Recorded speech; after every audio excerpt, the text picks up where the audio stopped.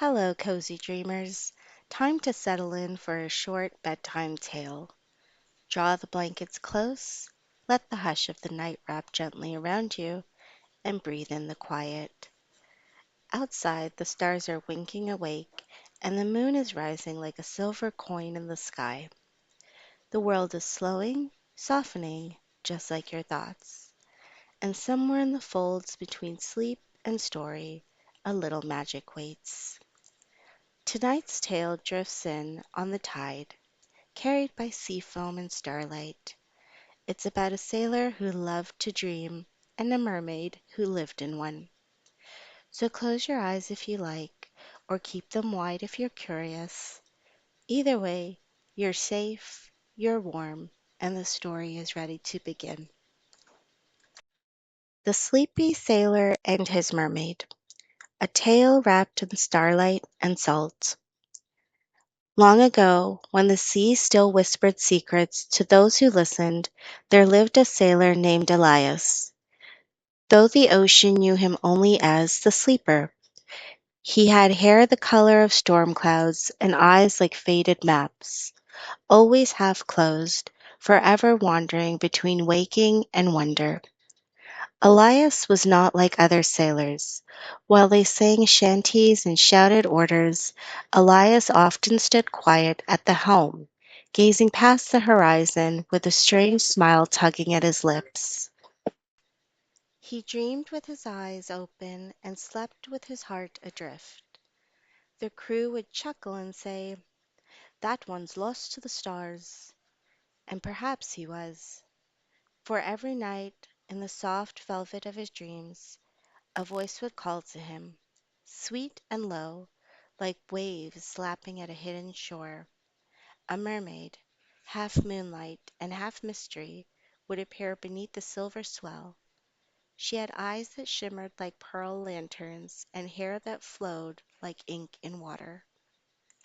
She never spoke, not at first, only watched, only waited. One twilight, beneath a sky stitched with stars, Elias set sail alone.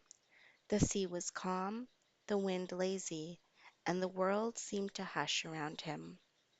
As the boat rocked gently, Elias curled against a coil of rope and drifted not just into sleep, but into something older and deeper. When he opened his eyes, the world had changed. The sea beneath him glowed a soft blue, alive with glimmering fish that hummed lullabies. Towering coral arches shimmered with lights, and the sky above spun slowly like a glass mobile.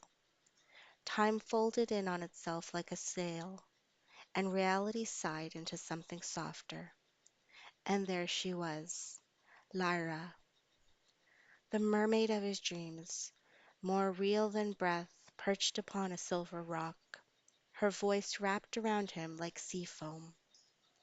"You've slept long enough," she said, and the tide itself paused to listen. Elias stepped into the water, but it didn't soak him. It rose to meet him, lifting him as if he were a leaf on a breeze.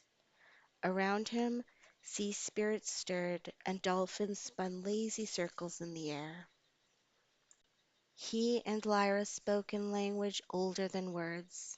They shared memories like treasures, his of skies that burned orange at dawn, hers of moonlight trenches where ghost whales sang.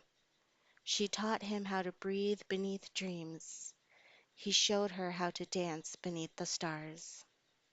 No clocks ticked in that place, no shadows fell. It was a world held together by story and salt.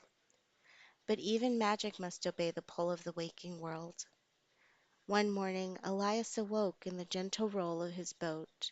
The glowing cove was gone, replaced by the gray hush of dawn. In his hand, where he clutched hers, was a single mermaid's scale, deep blue, warm as a heartbeat, and humming faintly with memory. Back in the harborside taverns, Elias told his tales. Most laughed, of course. "Just a dreamer's tale," they said. "A sleepy sailor's fancy." But when the moon was high and the sea shimmered with silver, Elias would close his eyes, press the scale to his chest, and smile, because magic doesn't fade, it waits. And somewhere beneath the waves, Lyra still sang, her voice curling through the currents, calling her sleepy sailor home.